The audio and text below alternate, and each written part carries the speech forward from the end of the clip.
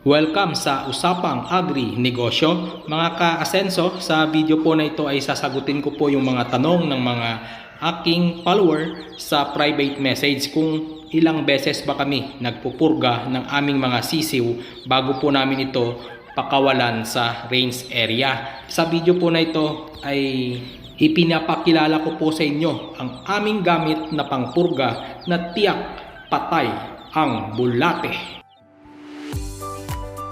Agri-negosyo, Agri-asenso.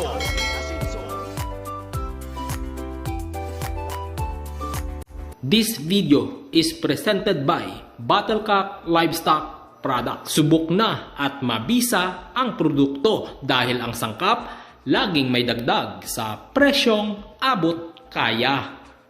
Mga ka-asenso, ito pong nakikita ninyo na pepe, ayan po ay pangalan ng pangpurga o dewormer na aming ginagamit at ito po ay gawa ng Pharmabet Livestock Products. Ito po ay isang sachet ang aming gagamitin para po yan sa aming mga native chicken. Ang isang sachet po ng pepe, yan po ay 5 grams o isang kutsarita at ang dami naman po ng tubig na aming inilalagay sa isang sachet o isang kutsarita ng pepe dewormer ay 1 litro ng tubig at ang dami naman po ng sisiw na iinom niyan base po sa aming practice. Ang sisiw po na iinom diyan ay mga 50 na piraso na po sila at maganda naman po ang kinalalabasan, masisigla po ang sisiw.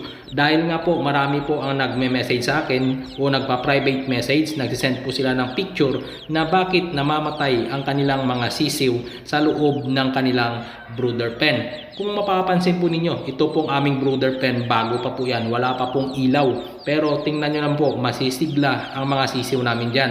Dahil po yan sa mga vitamins o vitamina na aming ibinibigay po sa kanila. Sa mga follower ko po o yung mga viewers na nagtatanong kung ilang beses ba kami nagpupurga ng sisiw bago po namin sila ibababa sa range area. Dahil iba din po ang pamamaraan ng pagpurga ng mga manok naming mga native na nasa range area at yung mga breeder at yung mga grower. Dito po tayo mag-focus sa topic na ito, dito po sa brooder pen o sa brooding pen na mga sisiw. Dito po sa brooder pen, mula po ma-hatch ang sisiw at ang gamit po namin sa hatchery ay hindi po incubator. Natural hatch lang po, limlim lang po ito ng kanilang nanay at pagka pisa po ng mga sisiw na ito ay kinukuha na po namin sa kanilang nanay at inilalagay po dito sa brooder pen. Kapag nandito na po ang sisiw sa brooding pen, wala po o hindi po kami nagbabase doon sa edad nila sa pagbibigay po namin ng pangpurga. Basta dito sa brooding pen po, once a month po kami nagpupurga sa mga sisiw na ito. So ibig sabihin, yung mga sisiw na inilagay po namin dito dahil nagtatagal po sila dito ng 1 month and 2 weeks bago po namin yan ililipat ng area na paglalagyan nila. Doon na po sila sa growing area o sa range area. So kahit bagong hatch po yung sisiw, kung schedule na po namin na magbigay ng pangpurga, makakainom po sila ng pangpurga. Wala po sa edad o hindi po kami nagbabase doon sa edad. Once a month lang po kami nagbibigay sa mga sisiw namin dito sa brooding pen ng pangpurga. Ayan lang po ang aming ginagawa. Dahil once na hindi po tayo nagpupurga ng mga sisiw, dahil ito po ang kinakain nila ay chick starter na may halo po na organic na ipa ng mais po ang pinapakain namin dyan. 1:1 po ang pagbibigay namin ng feeds sa kanila. Kung mapapansin po ninyo, maliliksi po yan.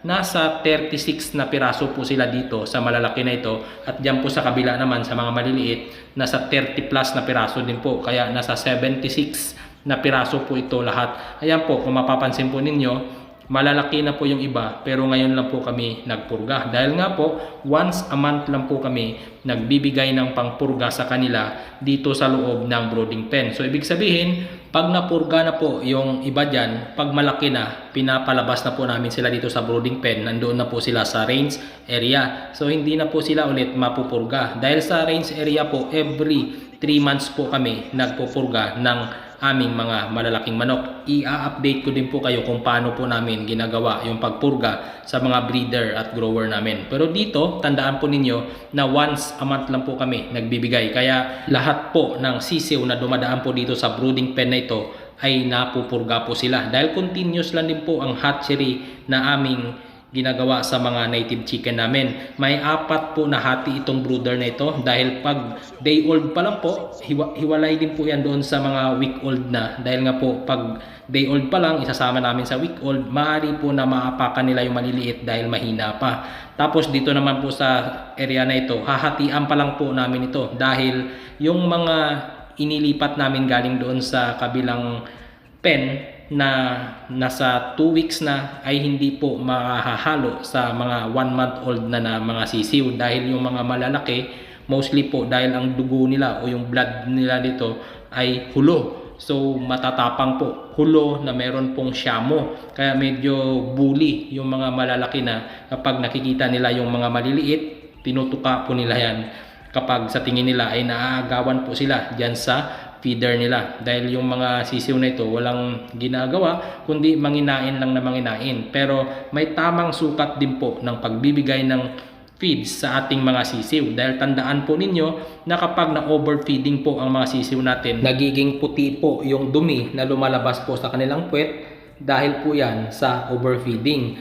Pero dahil nga po meron po kaming vitamins o vitamina na ibinibigay sa kanila, walang iba kundi Vitamin Pro, dahil po yung Vitamin Pro meron po itong digestion enhancer kaya mas mabilis pong matunawan yung mga sisiw namin. Kaya kung mapapansin po ninyo, masisigla sila dahil pagkatapos po namin purgahin ito, kinabukasan Vitamin Pro na po ang ipinapainom namin sa kanila. Abangan nyo po yung mga susunod na video na aking ibabahagi.